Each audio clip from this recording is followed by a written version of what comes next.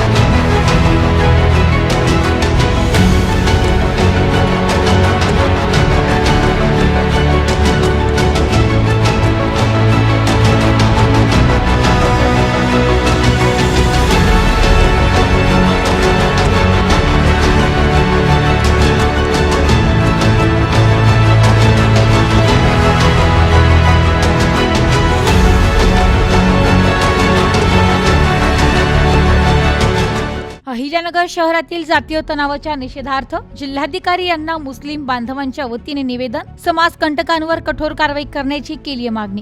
अहिल्यानगर शहरामध्ये काही दिवसांपासून काही समाजकंटकांकडून दोन समाजामध्ये जातीय तेढ निर्माण करण्याचे काम सुरू असल्यामुळे अशांतता निर्माण झाली आहे। यामुळे अनुचित घटना घडण्याची शक्यता देखील नाकारता येत नाही। तरी या समाजकंटकांविरोधात कठोर कारवाई व्हावी, तसेच शहरात शांतता सलोखा कायम राहावा यासाठी अहिल्यानगर शहरातील मुस्लिम बांधवांनी जिल्हाधिकारी यांना निवेदन देऊन मागणी केली आहे। यावेळी मुस्लिम बांधव मोठ्या संख्येने उपस्थित होते।